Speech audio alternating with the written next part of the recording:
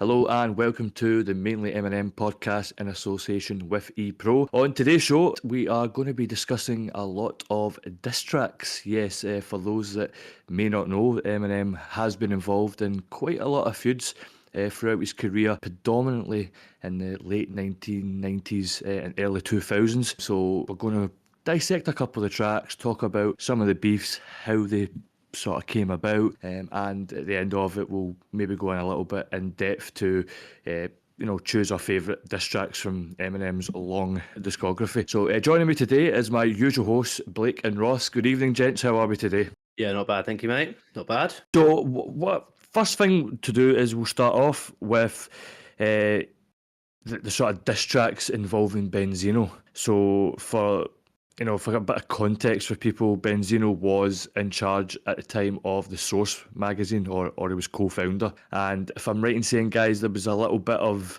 negativity in a lot of articles that were published by the Source around about the time Eminem was sort of making it in after his sort of debut album.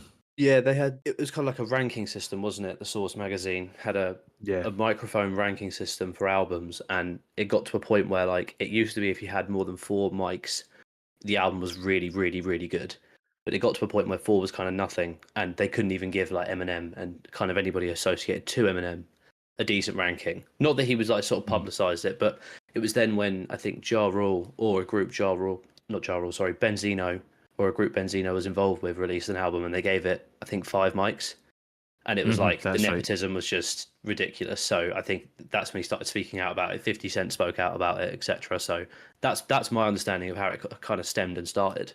Yeah, so I think it was round about in the early 2000s, just when the Marshall Mathers LP, round about that time when it came out. That's when the sort of beef sort of started, based off the album reviews. I think that the Source magazine did rank the Slim Shady LP and the Marshall Mathers LP very low in their sort of grading system. So that did piss him off a little bit, and I think he took a little bit of a swipe on him, sort of not too bad, but if you guys remember the sort of mixtape that he'd done that was called Shady Times, and there was a track called Invasion Part 1. So he sort of targets Benzino's credibility and the Source magazine, they're biased towards other artists, and he felt that they were kind of attacking him because he had this full Dr. Dre, Jimmy Iovine, Interscope Aftermath machine behind him. So I think that's where it came from. And yeah, Invasion dropped around about 2002, so this would have been just after the Marshall Mathers LP obviously came out, and on road to the Eminem show, coming out that year anyway. And then I would believe that then Benzino, who he calls himself a rapper, he gets on and does another track to sort of counteract what Eminem was saying, but then he gets maybe a little bit personal when it comes to family members and stuff like that as well. But Blake, I don't know if you, obviously age-wise, you might have not heard it at the time it came out, but in 2003, a year after the Invasion Part 1 came out, Eminem dropped The Sauce, and this was an autobiographical takeover of Benzino's career and how he was sort of saying that he was had a bit of a gangster persona. But what was your view, if you've heard that track since then? Would you regard that as quite a strong diss track towards Benzino? I would definitely say it's up there to Benzino. I mean, my favourite ones in terms of a Benzino diss track is, like Your Nail in the Coffin and those sort of tracks. But I mean, in fairness, most of the diss tracks towards Benzino were like top tier anyway. Like it's really hard to really pull them apart, just because every time it was like something, like he wasn't really repeating himself other than calling him an old man. Like he wasn't repeating himself. He was literally, anything Benzino had to say, he was tearing it apart. So no, it's definitely up there. I mean, it's not my favourite one, but yeah, it's easily up there. Yeah, and then you obviously touched on Nail in the Coffin, so that came out. That was also sort of leaked online, but it was more of a deliberate leak by Eminem's team. So that came out in 2003, and that was, as Blake said there, he was mocking Benzino's age, his sort of rapping ability and his magazine ethics. Because But back in the day, round about the time the Slim Shady LP came out, Benzino was actually quoted in the press, calling him, one of the best up and coming rappers at the time. So it is quite bizarre how that switches just so quickly after a few years. Ross, do you think that was maybe just down to a bit of jealousy because, as I said, he had that massive machine behind him, and maybe he just thought, I don't know, white rapper making it big, maybe had a problem with it? Yeah, probably does come down to jealousy. I mean, I don't know, it's tough as well. Like, I think because obviously Eminem's sort of impact and the people he reaches and talks to come from people buying his music and going into it expecting to get the opinion of, well, one person. Whereas if you go and buy a magazine and listen and read like a journalist column, you expect it to be from a professional opinion and not some of the stuff that he would necessarily be saying. And I think that's where it probably pissed him off quite a lot. Yeah, because I think Benzino was not doing it from a sort of business sense. He was more doing it as a sort of personal sort of vendetta. Yeah. So you can understand why him was a bit pissed off it. And then after Nail in the Coffin, Bully came out. That was from the Shady Times Invasion Part 3 with DJ Green Lantern. And it was mostly the same, to be fair. Expands on Benzino's sort of crew posse. And it's much sort of the same about how him with this magazine, he has to remember that, the Source magazine was such a pivotal magazine in hip hop in that day and age. They were up there. I think at the time they were actually ahead of XXL magazine, and from that whole beef situation, the Source ended up losing out on it because a few years later XXL overtook them in terms of magazine sales, and they do think, I mean, Blake, you would maybe give your opinion on it. Do you think that the reason that XXL then leapfrogged the Source magazine to what it is now was probably down to the whole Eminem and Benzino situation?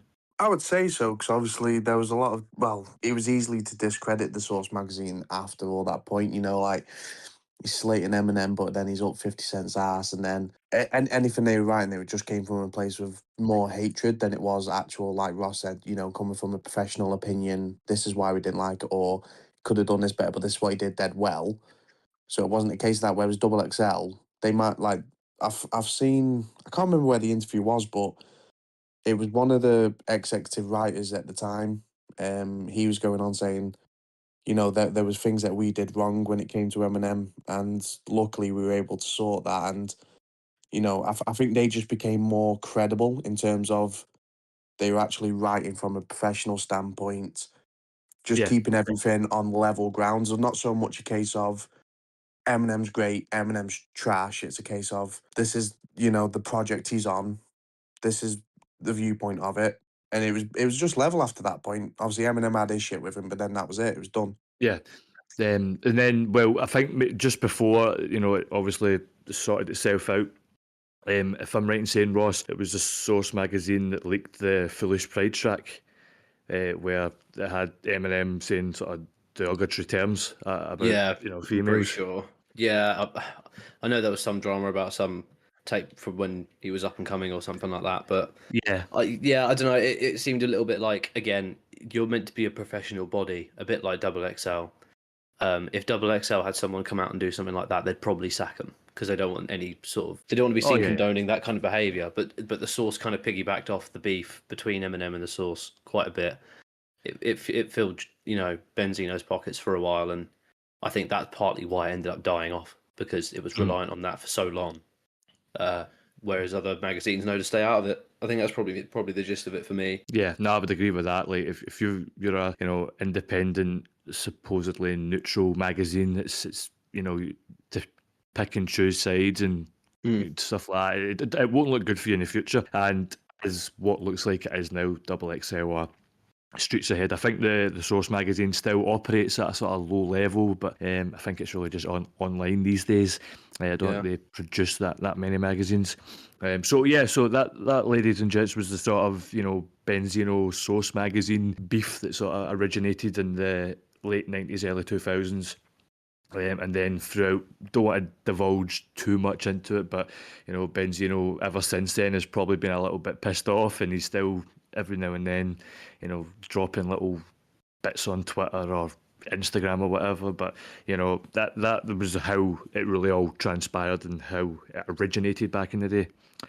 But guys, the next beef that we're going to discuss was, you know, that was obviously the Benzino M was more, you know, it was not non-physical in a way, but the whole Ja Rule Murder Inc. beef that was tied in with 50 Cent, that was a whole nother level, because that was, if I'm right in saying, Ross, Ja Rule and his sort of crew, did they assault 50 Cent back in the day, or they knew people that were involved in him getting shot, if I'm maybe right in saying?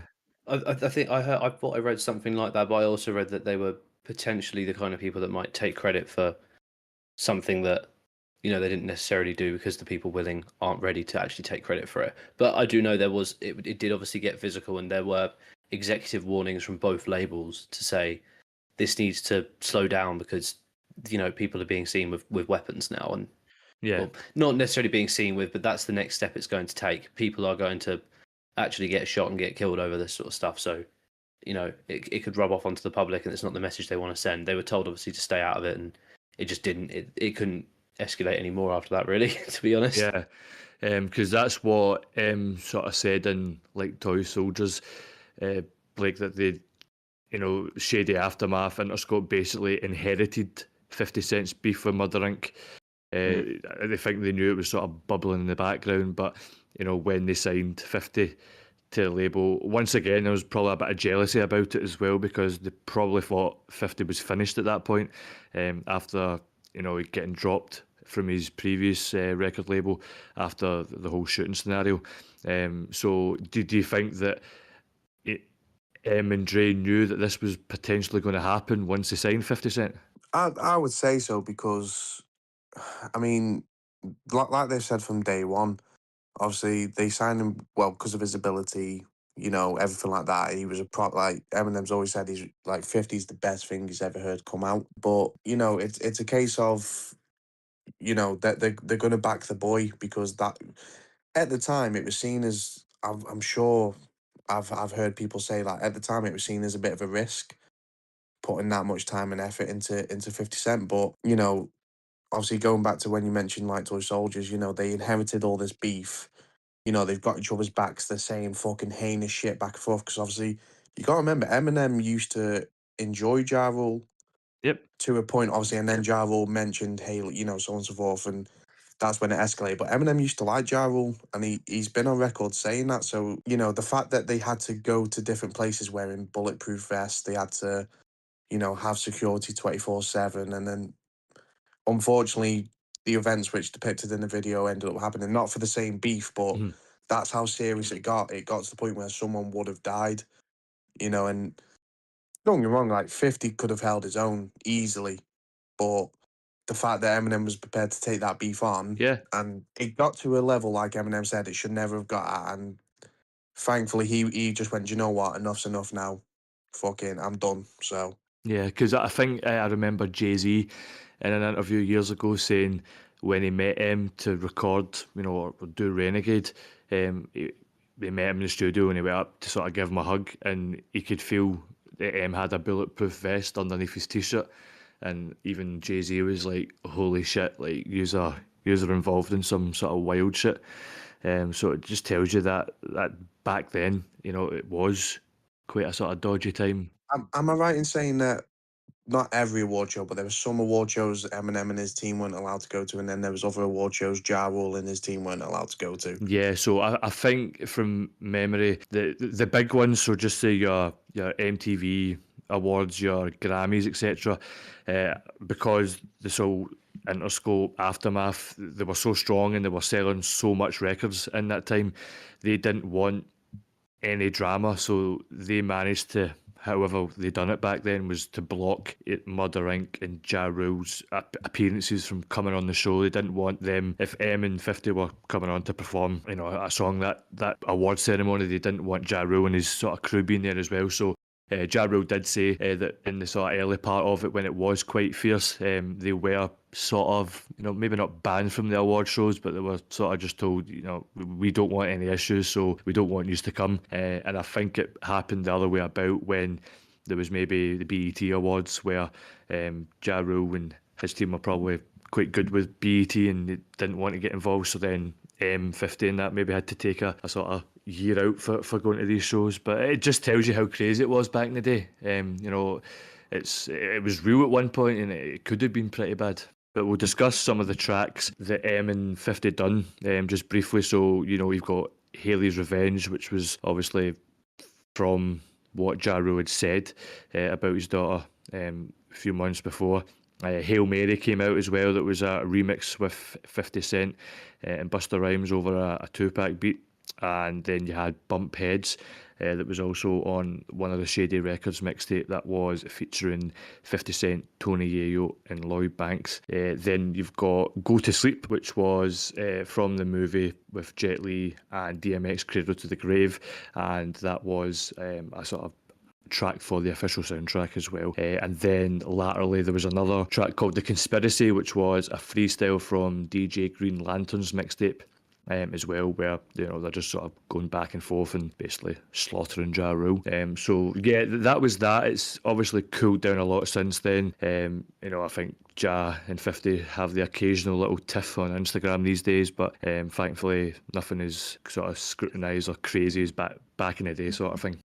So one of the other disses, or one of the other feuds that Eminem was involved in was against Everlast from House of Pain. That was also in the sort of late 1990s and early 2000s. Ross, if you can mind some of the tracks from that, there was, you know, you had Quitter, I Remember, and Girls, of course, from Devil's Night.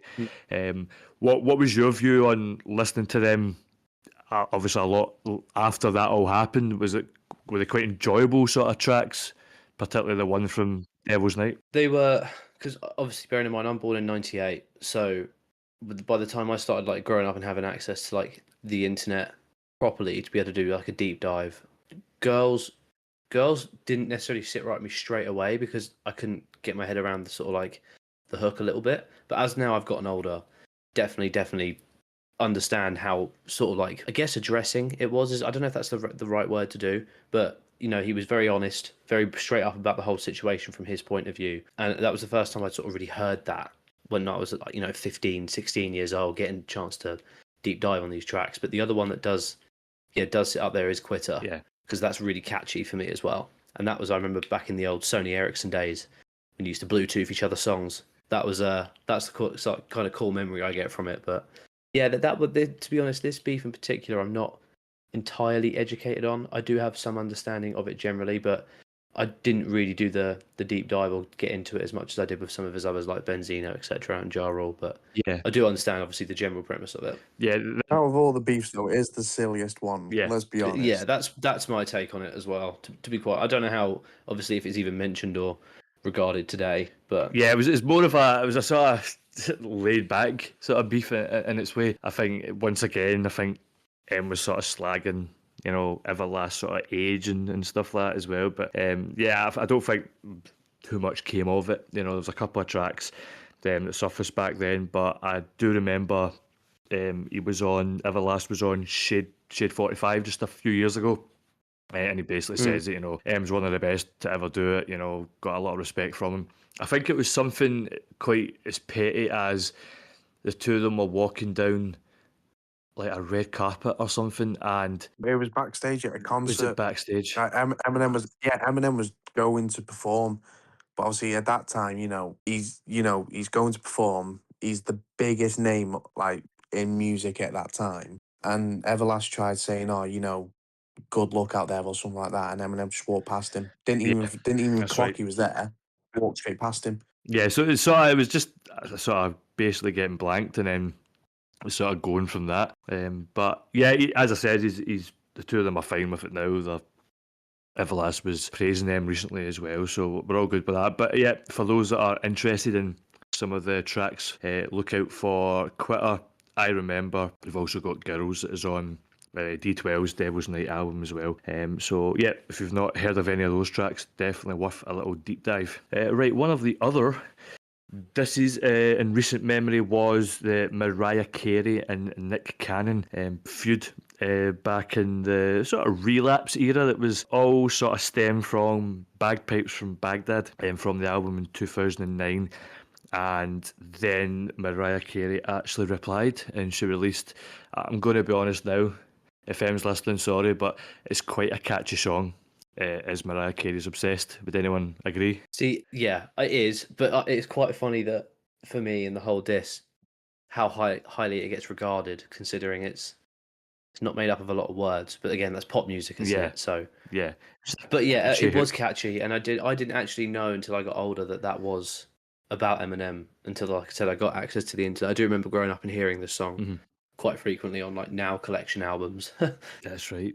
It fucked me off though because she took a fucking time with it, didn't she? Obviously, I know there was questions in the media back in the day, right?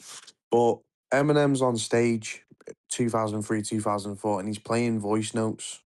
That's Do you know right. what I mean? Yep.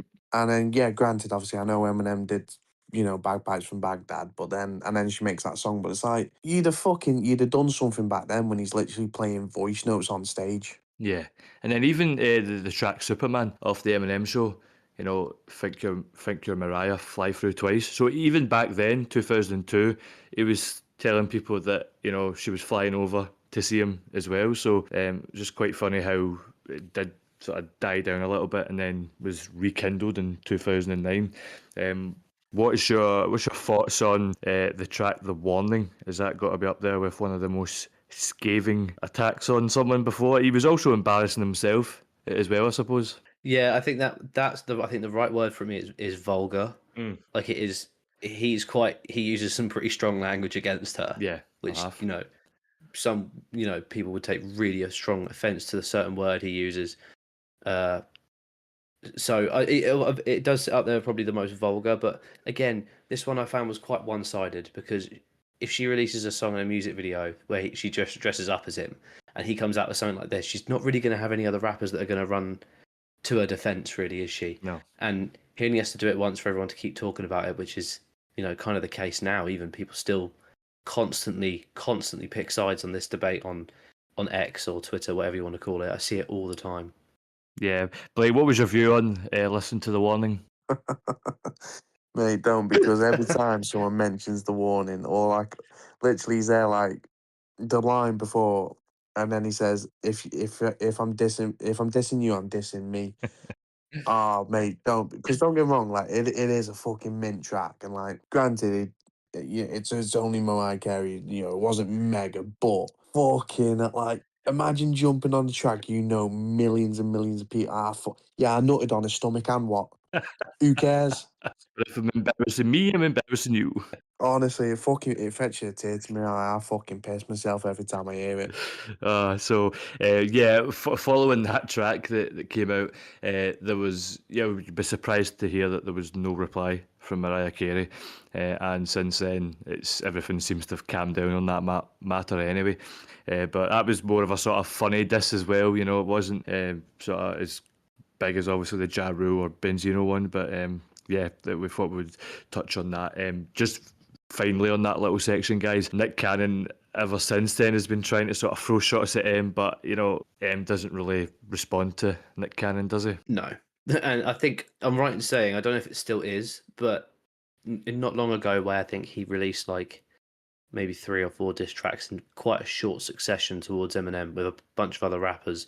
They had like the amount of views were like maybe 4,500, 5,000 views, and it would have like 3,500, nearly 4,000 dislikes on YouTube. Mm-hmm. So it's back when you could actually see how many dislikes some videos got. Right. And I remember people just being like, that's exactly why he's not going to respond. Look at the press it's getting and look at the reaction it's getting from people. Nobody wants to hear it. And I do think he's been quiet since then. I think he occasionally mentions him, like I said, when his pockets are maybe getting a bit low, but it does happen. Yeah. To be fair, he's been done in more about the whole Eminem beef on is it called Wild Ones? The TV show he does. 100%. Mate, he's been done in more on there than actually Eminem's ever fucking said. Yeah, facts. Yeah, I think Nick Cannon might be the obsessed one on that matter. Yeah, I'd say so. Right, so one of the other ones I'd like to touch on was the Machine Gun Kelly beef that I think it started a lot earlier, sort of around maybe 2013, 2014. It was a comment that MGK said about Eminem's daughter, who at the time was 16 or 17, and didn't really hear about it at the time, but Then apparently MGK decides to start doing press runs and then mentioning his daughter, and then I think the full thing spiraled from that. But also, if I'm right in saying, Blake, he got on a Tech Nine song and sort of had a little subliminal diss towards them on that track. Yeah, I mean, until the Sway interview came out, everyone thought it was comments he said about Haley, which would have totally made sense. Mm-hmm. But then, like I say, he did the Sway interview and said, I can't even remember what the line was. I think it was, "You just rap, you not God." Yeah, that's it. And it's like, and you know what? I love the fact that, because when I first heard that, I was like, you know what? That is petty. It really is. But then, like, in fairness, what it turned into, it's a shame it didn't go for like maybe another one or two from both of them. Yeah. But like the actual hype that was around it, like the fact that it just came out of nowhere from, because like it was dead weird, because obviously Eminem released Not Alike on Kamikaze, Machine Gun Kelly popping champagne, which a lot of rappers were posting videos like, oh, Eminem just dissed me, you know what I mean? So everyone thought it was that. Then Rap Devil comes out, bang, fucking internet explodes. Yeah. You know what I mean? Like, oh, MGK can actually rap. That's all I saw for 3 days, and then it was like a week's gone by, and then all you see is Bizarre go, but boy, and it's like, oh, Eminem's cooking. So, And you know what? Like that whole experience, it was glorious, and I miss those days. They need to come back. Someone needs to fucking actually rattle some feathers, because that was a beautiful time to be alive. That 2 week spell was gorgeous. yeah, it was something else. Yeah, Ross, it started off with Not Alike, obviously, on Kamikaze. Then it transpired to Rap Devil from MGK, and then Killshot by Eminem. What was your take on the whole situation? Were you, I see a lot of fans online, well, of course Eminem fans, saying, Rap Devil isn't that good, but, you know, can you put a lot of bit of bias aside and sort of respect that it was pretty decent, and that the fact that M did reply? I think I'll give it obviously the credit that it's probably the most, like, I'd say, commercially successful diss track towards Eminem, and there are people that do actually probably sit on the side where it's arguably the better diss track than some of the stuff that came out and Not Alike. Obviously, I'm always going to have a bit of bias, but I do see that if you look at the span of his like history with beefs and in hip hop, this one does hold up quite well. Yeah. Because also it provided context for Eminem to come back and do Killshot. Had Rap Devil not been how it was, we might not have got a song like Killshot in return. So you do have to give it that credit as well. And like Blake said, 2018 was ridiculous for music as it was anyway. Yeah. For then this to come out sort of towards the end of the summer that year was, yeah, nuts. It felt like being back in like, well, what I would imagine it was like back in the early 2000s when diss tracks were popping off on like radio stations and stuff. It's the closest I've really had to it at the time. Yeah, because as we said, like, yous were very young back in the day when a lot of those beefs were going on. I was probably only about 10 or 11 or 12, so it was hard to sort of keep up because, you know, internet wasn't what it was today in like the early 2000s. So to see that whole MGK Eminem thing unfold on Twitter, Instagram, and then eventually on to release on to your Spotify's and Apple's, it was quite exciting at the time because Kamikaze did shock the world. You know, it was 400,000 sales first week. You know, it was popping all over the world, and you know, it was quite a good bit of hype surrounding that sort of time. Yeah, I think that was the other thing as well. Is it was not necessarily that hip hop was stale, but music that was releasing in 2018 for me was like, yeah, Travis Scott released Sicko Mode. Drake released Scorpion. You know, there were a couple of other albums that were quite sort of like not pop heavy, but maybe a bit trap heavy. So for something like Kamikaze to come out, yeah, that definitely brought the shock factor with Killshot as well. It does sit up there in the top 5 for me personally. Yeah, I would agree. See, it's one of those, like, I mean, obviously because it was the first beef like in a while that people could get excited for. Obviously, the YouTube reactions were going mental, but from an actual diss standpoint, I think because of everything he was saying, everyone was like, oh, how is Eminem going to respond to this? But then I can't believe literally from the very first few words, every single thing, maybe bar minus one or two fucking silly lines that wasn't even worth mentioning, every single thing got responded to. Yeah. Every single fucking line, every single word. And then, you know, he's there like, my favourite line in fucking Killshot is, Slim, you old owl, Kelly, ooh. It's like, yeah, fucking hell, he's just mocking it now. absolutely mocking it. That's what it was as well. I think when you say, sorry, just to interrupt, but like you say, when he did address it, it was almost in the order the song, well, the Rap Devil song portrayed the bars as well in the lyrics. So he even followed the same structure and was like almost like, right, it's taken me this long to actually just sit down, pull your song apart, and tell you why you're wrong, and basically lying or exaggerating, which I think is quite hard to do in in a writing sense anyway, let alone in quite the short succession of time he did do it. Yeah, and talking about that whole Kamikaze era, it wasn't just Not Alike off that album that sent shockwaves around sort of hip hop at that point. The opening track, The Ringer, it was very critical on people on that song as well, because the fact that it was a surprise drop. What was your initial reaction to when you first heard like Ringer for the first time? What was going through your mind at that very point? I had to restart that song like 3 times. I'll be honest. There was so much going through my head. It was quite long, which wasn't a bad thing at all. If anything, it was the best thing about it. But for me, it was like I'm not necessarily a hater of like trap music, but I do see necessarily some of the examples he picked apart, like Lil Yachty, Yeah. like Lil Xan, that sort of stuff. For me, wasn't clicking and gelling at the time. It just wasn't. I didn't like it. I didn't really like the look of where hip hop was going. And it was kind of like a bit reassuring to think, oh, thank God, I'm not the only one that's just trying to roll over and accept it to conform. It does need to be addressed because it is, it's getting so much money out of the industry and it's going to, in my opinion, the wrong hands. But that was kind of what was going through my head at the same time. It was a bit reassurance, thinking, okay, he is listening as well. And he is coming back and addressing what's being said. One thing I wish he brought back in terms, I was like re-releasing music that he made from way back when. Around that time period, obviously, I know he didn't do it till a few years later. But have you boys ever listened to? I think it's called Syllables. Yeah. The Jay-Z. Yeah. So I'd love for that to have come back out about that time because literally the way he attacks the industry at that point, literally he basically did that but back on Syllables. Everything like it doesn't matter what the lyrics are, it's literally how it sounds, and that's why it was so successful. Yeah, I think the whole That was a good tune. If we want to dumb down our style and ABC it, and so be it. So it's like he knew that there was certain elements of hip hop in 2007 that was going down a sort of route that he certainly didn't like. But with regards to the Ringer, it was good for him to address it as well because there was so much mumble rap happening on the scene at that time, and like, okay, yeah, the production of a lot of those tracks were good, from your, Lil Yachty's, etc. But the lyrical aspect of it, and especially for Eminem, who's so, such a wordsmith, it probably did piss him off a little bit that, these mumble rappers are going about and no one's really criticising them. But as soon as he drops, a couple of tracks from Revival that doesn't go down well, he's like, public enemy #1.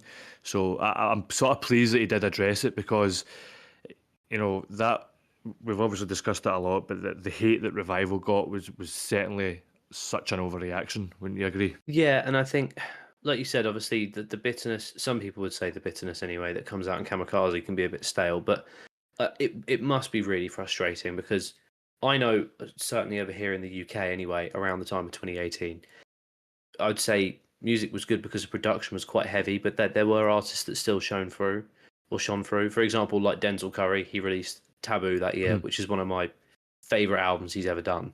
That got so much heavy rotation, but that used a lot of both trap, production and trap, sort of style, but also lined and littered with that sort of lyrical prowess as well, was really, really quite refreshing. And it must be frustrating being at, Eminem's point in his career at that time, that he was listening to all that shit coming out. Yeah. And then being told that Revival, because of the production, didn't meet the standard. So I do understand why the bitterness will come out in sort of like Kamikaze and that lot, but yeah, it didn't deserve the hate it got. No, definitely not. Blake, the track Fall from Kamikaze was also, bit of a sort of, maybe not necessarily a full diss track, but he did call out a few people, in particular Joe Budden, for comments that he was making. What was your sort of overall take on Fall? Would you class it as a diss track, or was it just more of a sort of album song that he throws a few people some shots at? I want to see it's a difficult one because realistically, Kamikaze is a diss track. like the whole album, because like Ross said, Revival was it was definitely overhated for what it was, but I think on Fall he sort of addressed what he needed to. But I mean, I'm so glad they did a music video, because my biggest take from Fall was, like, at that point he's really trying his best to keep that, that lethal, what you could almost call it, demon spirit, Slim Shady, whatever you want to call it. He was really trying his best to keep that away, because if that got let out, then I know this is going to sound silly, but no one would have been safe. Like, he would have fucking torn every person he didn't like a new arsehole. Mhm. And I've said for years, I'm very surprised Eminem gave Joe Budden the time of day that he did. I mean, I can understand why it's frustrating. They were in Slaughterhouse and he was promising, but then he just turned into the biggest Eminem hater that you could imagine. Yeah, I think Joe Budden didn't help himself, because he was also sort of still signed to, Shady's Aftermath label, because of the whole Slaughterhouse thing. But for months, he was always praising him. And then when he left, that Complex sort of show that he done, I don't know if it was called Everyday Struggle. After that, and then he made his own podcast, he just went, there was like no filter, and it was just, this is what I think of you, this is what I think of your music. And as described on the Sway interview, he's like, I don't fucking go about, the whole US slaughtering you and saying that your music sucks, so can kind of understand why it would piss you off a little bit when, he's got a podcast that's quite big at the time, and he's just always sort of throwing shots at you. So yeah, it's obviously, thankfully, nothing really came about after that. But yeah, I can sort of understand why he'd say that. So that, in terms of the sort of Kamikaze era, was quite a lot of diss tracks as such, incorporated into the album itself. And I think, guys, we've probably covered some of the sort of more high profile diss tracks in sort of recent times. If I was to, pin you down and ask you a few questions of what your sort of favourite diss tracks that he's released would be, Ross, we'll start with yourself. What would be your top three Eminem diss tracks, and why? I'd say I'm going to go with what I probably listened to and enjoyed the most as of recent, in my recent memory, if I've gone for a bit of a deep dive. So you mentioned earlier Bully. Bully is up there for me, personally, because the whole song itself has quite a condescending tone to the people he's sort of engaging with or trying to take the piss out of. And I think because it's almost got a nursery rhyme theme to it, it's very catchy. The production on it's pretty cool, and I'm pretty sure it's produced by Eminem as well. So that one's definitely in my top three. I couldn't give them to you in order. Yeah. But the one I'm also probably going to say is up there and is heavily underrated, and I do think will age really well, is the Smack You diss track to Suge Knight. See, because that's the same era from like almost around like the Source and stuff like that, but it's come out around now, and I think where it's more relevant with everything that's going on, with Diddy and the fact that he's still to this day connected to the whole Tupac, like murder. It's I think in a few years it's going to be looked at again. People are going to be like, why weren't we listening to Eminem saying all this stuff for so long? And you can see how he was obviously hushed up to not release this track, because it was dangerous. Yeah, of course.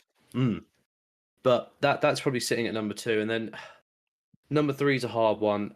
I do like Go to Sleep, and then it's not necessarily performed by Eminem, but Haley's Revenge. Yeah. Because I do like the idea that you get someone calling your name out, and then you've got this caliber and almost like arsenal of rappers behind you willing to go toe to toe, and all you have to do is sort of perform a catchy hook, which it is really catchy. Again, it's got that condescending nursery rhyme theme to it, almost insulting, Ja Rule and Murder Inc.'s intelligence as well, and Obi Trice's verse on that as well, and Mr. Porter's got one of my favourite schemes on that song. It's right at the beginning of his track, but it sounds something like, as Rap Cookie Monster gets hit in the tonsil so much with penis he should be fit with a vagina, or something like that. It just goes nuts, and I remember thinking this is easily up there with one of the most brutal diss tracks of that whole feud. So that's probably my top 3, I'd say. Yeah, no, that's a strong 3, to be fair.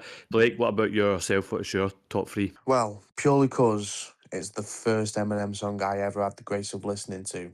Go to Sleep is up there. Yeah. That, I mean, because that's a core memory for me, that song. I mean, at the time, didn't know what he was saying, wasn't asked. Little Blake on his trampoline, fucking singing, go to sleep, smack your bitch up. So that's up there for me. I mean, purely because of the vibe he was going for, which is basically mocking Ja Rule for trying to be Tupac. Yeah. I've got Hail Mary. The only quiver I have with Hail Mary is I wish Buster came in a different direction on it. Uh-huh. I'm not mad at Busta Rhymes being on it, but I usually start skipping the song when 50 Cent's verse is done. Well, what was your... Like I say, I don't hate it, but Did you want him to go like stronger on the track, or like... yeah, just with a little bit more grit. Do you know what I mean? Like, it's hard to explain. For me, I'm not really bothered about what he says. It's just the way it flows, the way it sounds. Like, obviously, coming after Eminem and 50 Cent on that Hail Mary beat, it doesn't sound right to me. I can't pinpoint why. Either it's not gritty enough, or I just wanted it to be a little bit harder. Yeah. But at the same time, Buster's on the track. It wasn't necessarily his beef, so he doesn't need to go harder. But yeah, I mean, Hail Mary's up there for me anyway. Again, same vibe, Quitter, and then flows into Hit 'Em Up. I mean, Iconic. Quitter's lovely. Like, oh yeah, I mean, Quitter's fantastic. Like, the chorus fucking always makes me laugh. Just like the way he's sort of singing on it, but then even on the Hit 'Em Up verse, the way he gets like D12 to even come in like Junior Mafia did on the original clever. Hit 'Em Up. So clever. It was quality, absolute quality. So yeah, I'd say they're me three. Yeah, I'm sort of like a lot of what you guys have mentioned. I'm massive fans on it. There's just something that hits different with I Remember for me. It's just a sort of guitar melody. It's like a rock and roll sort of track. Eminem's basically singing as well. The production by the Bass Brothers as well on it. I've also luckily managed to get it on vinyl record as well. Many years ago, so there's just something I really like about it. Just the whole sort of production side of it, the flow, the sort of singing. It's very different from a normal Eminem diss track. He's obviously dissing Everlast in this track, so he is trying to go for the whole blues sort of rock genre. But I've always been a massive fan of that track, and yeah, I would agree with you on Go to Sleep, really good. Do like Killshot and The Warning as well, of course. One of my favourite ones, probably The Sauce, which is obviously about the Source magazine. Just the way that the song starts is like, I just want, what did they say? I just want the whole world to know that I did not start this, but I will finish it. And then from then on, it just goes absolutely mental. So yeah, The Source was going to be in my top three, based as well purely on production as well, just because the aggression that's in the. It's almost like the fact that if he had, that guitar was a way of portraying exactly what he was going to say in the same delivery as well. It translates so well together alongside his lyrics and the way he raps on that. So that is a good honourable mention, to be fair. Yeah. Well, what, Ross, would you, there's obviously a lot of beef sort of going on these days, more famously the whole Kendrick and Drake situation. How do you feel that Eminem's style in his diss tracks compared to other artists, like their approach? Is Em's more violent, or are they both sort of similar, him and Kendrick, and other variations? Yeah, I think with Eminem as well as his response is always quite logical as well. He'll never really address anything if it's complete rumor or there's a strong chance it's not true. Like the majority of the stuff, like with Mariah Carey, he wasn't saying that stuff for no reason. When she then doubled down, he then proved it again with, playing more voicemails and stuff like that, or looping it into like The Warning. He'll always address it from a, no, I have a reason to stand on the ground I'm fighting for. Do you know what I mean? Yeah. I'm not doing it for no reason. I'm not doing it for clout. It wasn't really about that. Hence why most of these diss tracks don't really get the light of day. They weren't on like, for example, The Source wasn't on like a commercial album necessarily that was easy to access for us here in the UK. Yeah. It wasn't 100% easy to get a hold of. So, yeah, I think in this day and age as well, most people, listeners, to music are like quite production heavy and, like I said, trap heavy maybe. So you see where obviously that plays into modern diss tracks, and Eminem, I think, would steer away from that. Kill Shot was quite surprising to me anyway. For those that obviously didn't know, that was actually a track meant for Gigs, That's right. which is a UK rapper. So, which is nuts for a start. But yeah, it definitely does stand out in most diss track sort of delivery. But that's how I would argue it. Everything Eminem does has a logic and a reason to it. So that's how it stands out to me. Blake, do you feel that got a lot of his, so the whole, obviously one of his idols being Tupac, and Tupac was really famous for diss tracks. Do you think that did take a bit of Tupac inspiration when he was doing a lot of these early day diss tracks? I would say so, but I mean, and this is what always bothers people. Seem to forget Eminem came up from the underground rap battle scene. Proof taught him how to rap, so people seem to forget that Eminem learned, I need to fucking make you look vulnerable via my wordplay. And I need to find out your weaknesses, and I need to find out what you've done. So because of Proof and because of Tupac and because of all these different things, even as daft as it sounds, LL Cool J, Eminem grew up listening to diss tracks. He grew up dissing people, battle rapping. So all these different combinations. This is why it bugs me when people say Eminem can't stand his own, or his disses aren't good, because evidently they are. Because one, they gain so much traction for being like everyone always says, "Don't mess with the white boy." Yeah, right. Like most credible rappers say, you don't mess and you don't fuck with the white boy. All these influences, yeah, 100%. So, and even just like the subtle nods to Tupac and all these things. I mean, for us as fans, it's beautiful to listen to, because he's like even the Hail Mary or the Hit 'Em Up, he doesn't change anything. He's more paying homage while also dissing people that is correct. Yeah, at the same time, because the Hit 'Em Up, he literally, other than changes a couple of words, grab 380s when you see Slim Shady, call the doctor to heal your heart. You know what I mean?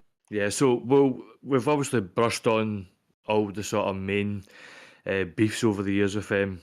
We might do a second episode after today, and there'll probably be ones that we've forgotten about that we might want to jump back on and mention as well. But I'm going to go through this very quickly, but a list of people that Eminem has dissed throughout his career: Benzino, Ja Rule, Machine Gun Kelly, Mariah Carey, Everlast, Insane Clown Posse, Vanilla Ice, Cannabis, Joe Budden, Lil Pump, Lil Zane, The Game, Melly Mel, Lord Jamar, Christopher Reeve, Donald Trump, George W. Bush, Diddy, Megan Thee Stallion, Tyler the Creator, Christina Aguilera, Fred Durst of Limp Bizkit, The Source Magazine, Suge Knight, Twista, Bubba Sparks, himself obviously, Michael Jackson, Moby, Will Smith, Jermaine Iggy Azalea, and Paul Rosenberg. So there's probably a lot that we've missed, but that's a sort of a little list of people that he has had little swipes about, sarcastically or seriously as well. So yeah, we hope you enjoyed today's little show, and once again I'll thank Blake and Ross for joining me in the discussions of it as well. We, as I said, potentially going to do another second part of this episode, because there might be a few others that we have skipped that we'd maybe like to go back to revisit. But thank you very much for listening. As always, just hit that subscription and follow button on all our social media platforms, and you will be notified as soon as another episode drops. So thank you very much for listening, and we will see you again soon.